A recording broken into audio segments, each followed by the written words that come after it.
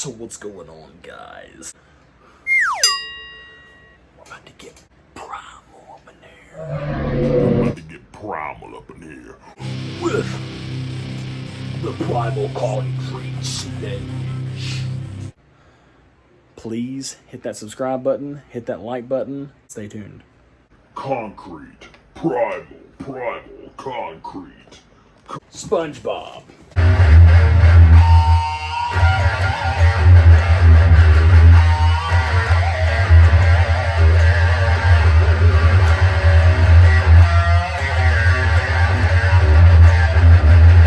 Primal concrete sledge.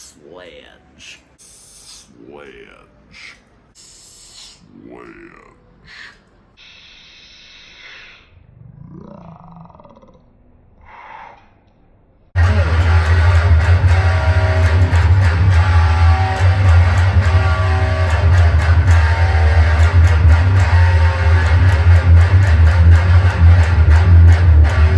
So what's going on, my little critters? Long time no see. So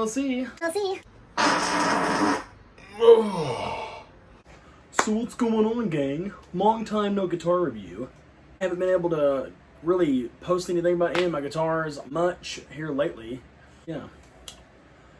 The last video you guys seen was of this little guy right here.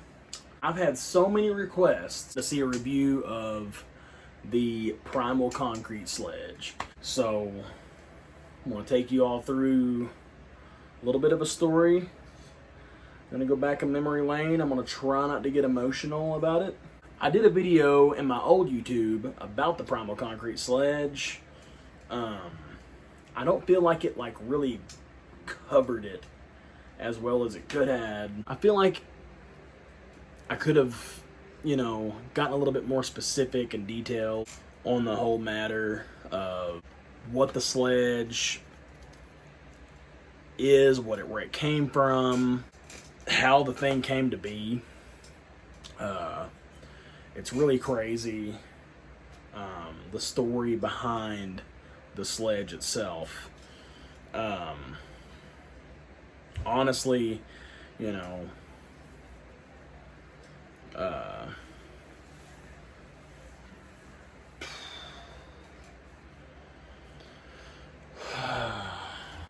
this sexy thing right here is just, it's the epitome of friendship.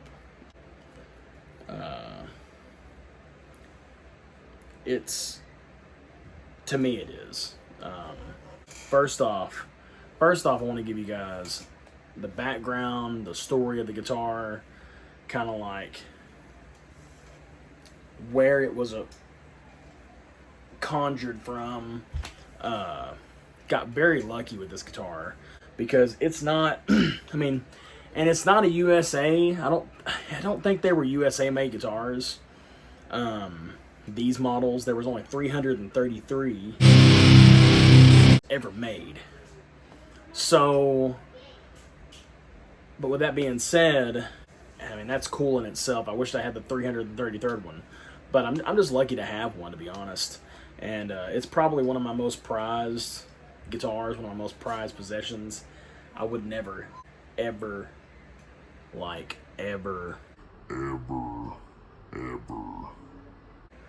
Pee-wee's Big Adventure, like the way he was with his bike, I would never get rid of this guitar. Not in a million years, ever get rid of the sledge.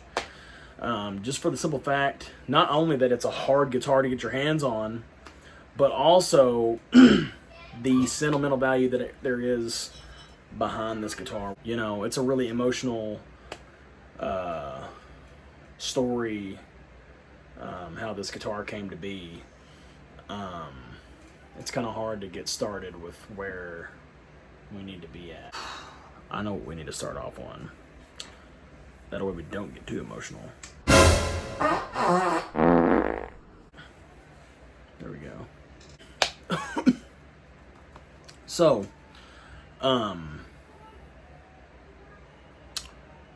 first, whenever the guitar came out, it was a huge ordeal. There was people talking about it. It's the concrete sledge. Oh my god! And everybody was freaking out, blowing up. And you got to think, at the time there was only 333 of them made, and I've got number 197 of 333. A buddy of mine, Bratcher, his handle is at Guitar Addiction for Life on Instagram. You ought to go check him out. He got this guitar, I believe, online as a deal, like on a deal. Like, I believe it was like a blim item, or like there was something wrong with it. Because if you could tell, well, these guitars, they were yellow, orange. It's supposed to be like a cherry burst. Well, on the back, there's too much yellow. There's too much yellow. Not enough red. It's like a factory flaw. So I don't know if that's like, you know, more rare. I have no idea. I honestly do not know. But I believe it is a blend, because it's even got like a little thing down at the bottom of the 24th fret. So he got this guitar. You know, he knew that I'd like it. He liked it. You know, I was tripping balls over it. I was freaking out. I was like, dude, I've got to have that guitar. I've got to have it. You know, I'm a huge Dimebag fan. I got to have that guitar. And me and him made a deal. And since he's super duper cool, he hooked me up with that guitar. Don't remember exactly what the price was. I'm not sure if it was like $8. It was somewhere in the range. You know, it wasn't like $1,000. I don't think it was $1,000. I don't think. I don't remember. It was 2013. I believe it was like the beginning of 2013. So I jammed the crap out of this guitar after I got it. Took it to all my practices. The band that I had it with a buddy of mine named Michael Shoulders. He was my bass player. He would still be the bass player today if a tragic accident hadn't happened. And I'll get into all that as the story goes.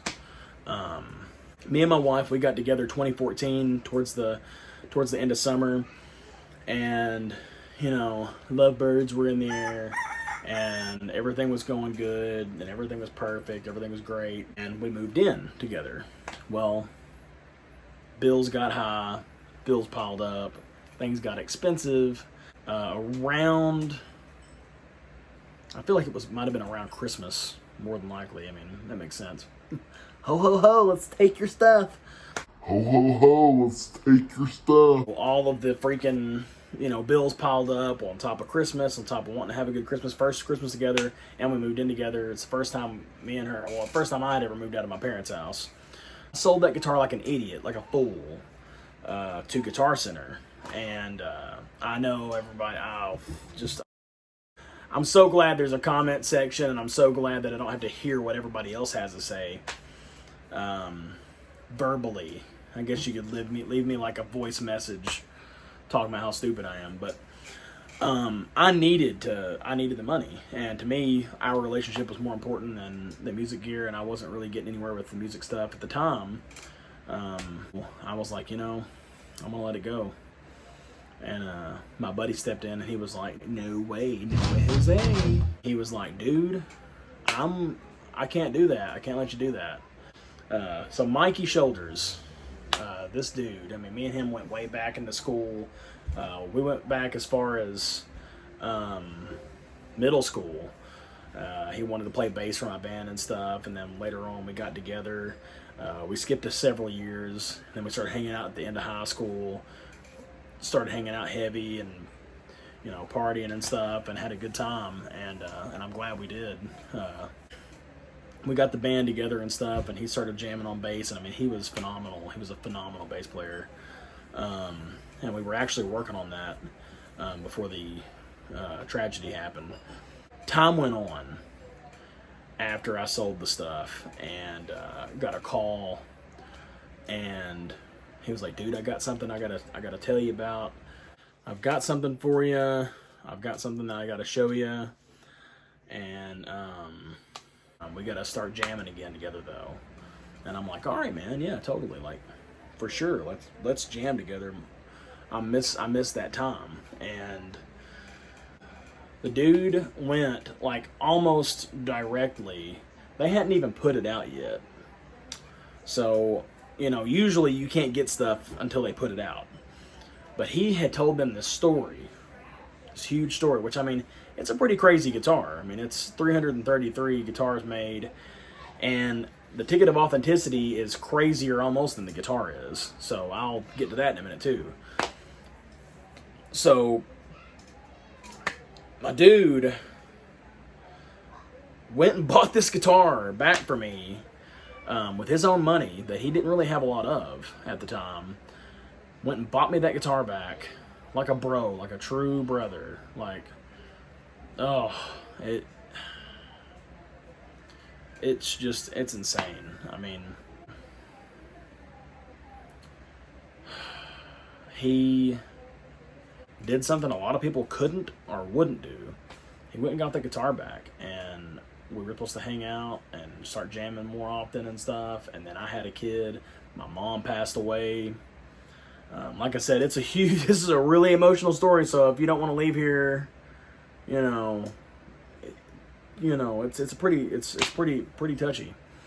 My mom passed away with cancer, 2016, the year that my son was born. And, that was a crazy year. 2015 was just a lot of growing, and it's been a blessing. Like, all the stuff that's happened for me has been a super huge blessing, to say the least. Minus my mom passing away, and minus that, which he passed away.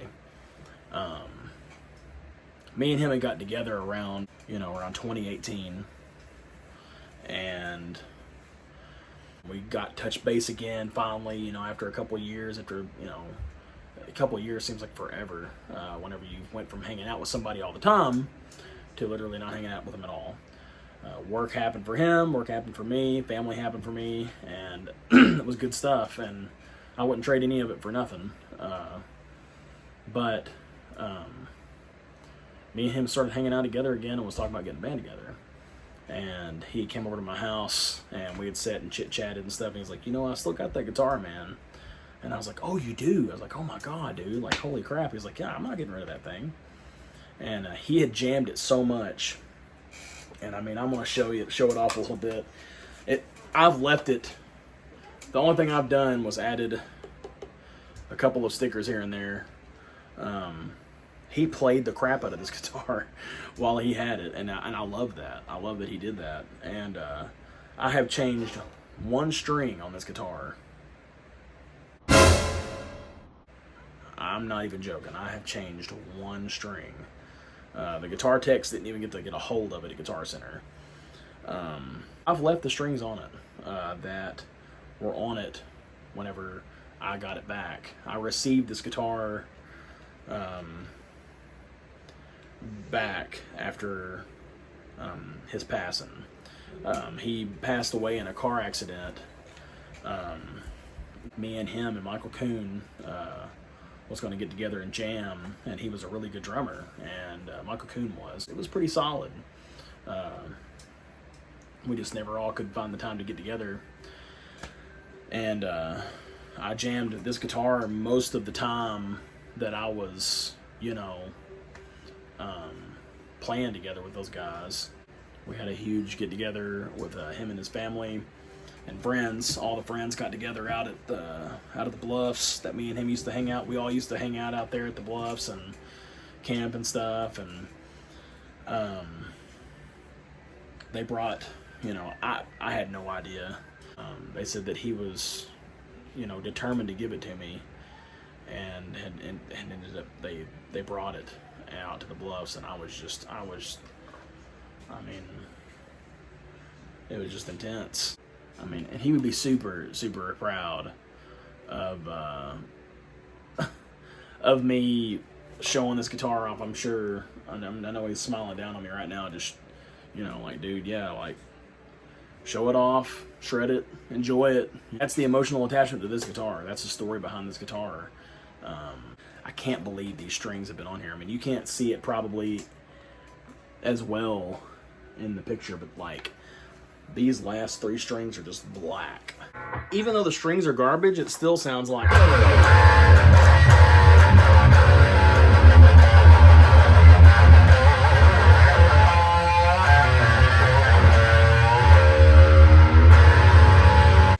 plays like $1 million. I mean, they're like super trashed.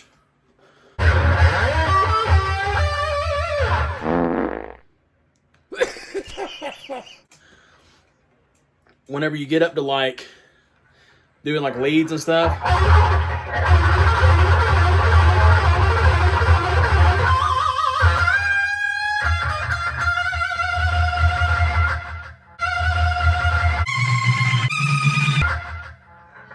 it's weird.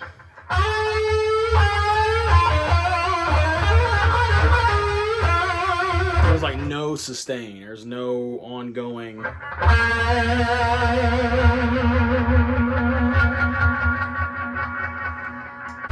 It's really strange. The way, you know, these are like, if I'm not mistaken, I feel like these are like 2013 old. Like, really old.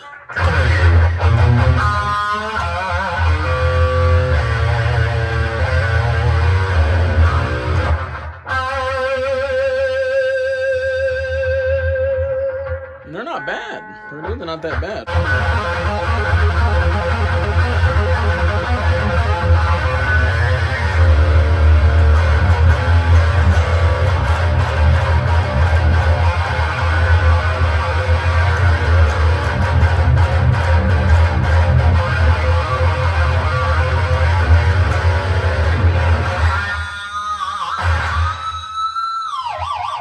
I've got it tuned in like B, I think, like drop B.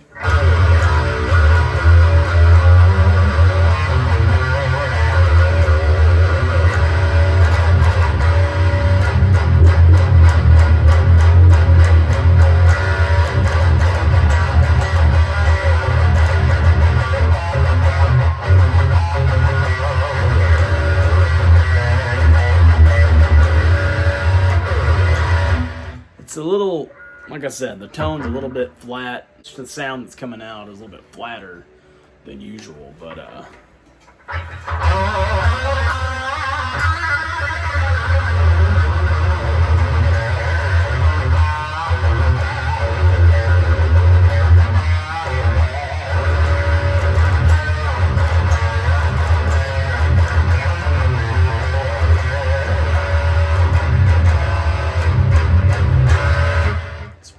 freaking awesome.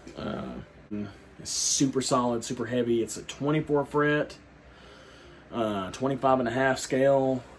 This is the ticket of authenticity. 133 of these suckers made. And if you notice who signed the ticket of authenticity, Benny Paul. This, I mean, it absolutely blows my mind. I mean, the fact that it's signed by Dimebag's brother, and I mean, it was signed on 4/20 of 2012. So the guitars came out in 2012. This limited edition instrument is a replica of the famous guitar Dimebag played at the Monsters of Rock Moscow in Russia on September 28th, 1991. I was 1 year old. This is just like, and the fact that my homie hooked me up with it. I mean, this guitar is going to be an heirloom, you know. I've had a lot of people ask, you know, like, where'd you get it? And how'd you get it? And what'd you pay for it? And stuff. To me, it's absolutely priceless. I'm going to do a rundown with you guys. Showed you all the case goodies, told you the story. So now it's time to hear the, you know, what it's got. Time warp. It's got a Floyd Rose Special. Floyd 1000, I think is what they're called. Floyd 1000. Bill Lawrence LX 500. And the DMT dime neck pickup.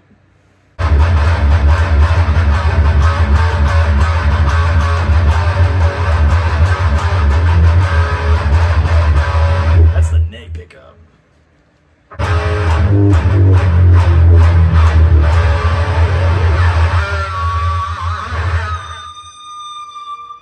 Middle pickup.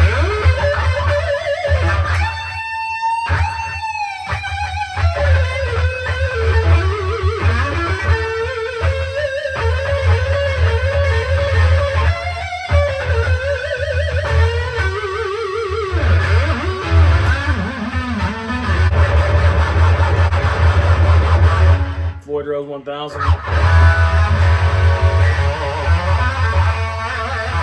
So awesome. Got down on the bridge pickup.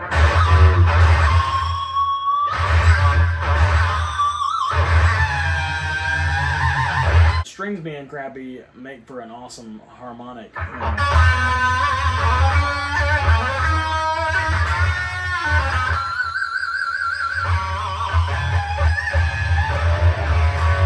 Gnarly harmonic.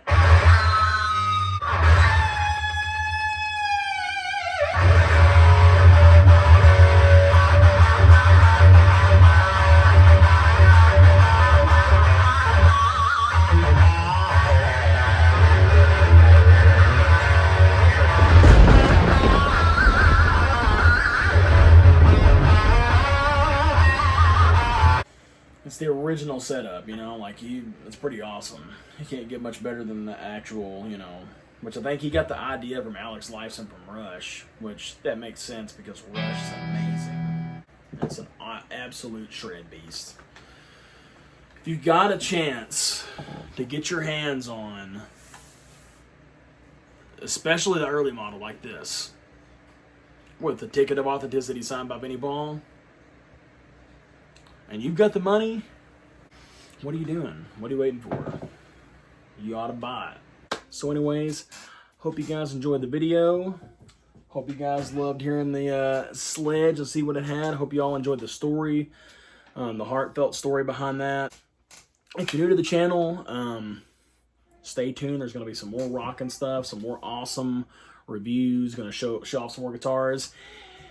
And if you got any recommendations of like what you would like to see in the future, anything you guys are like interested in seeing or reviewing, or songs you want to hear, or whatever. My ears are open. Mainly if it's music related. Especially metal. We'll see you guys next time. Hope you all have an awesome weekend. Stay tuned. With that being said, get your pool. Peace out. Y'all take it easy. We'll see you guys next time.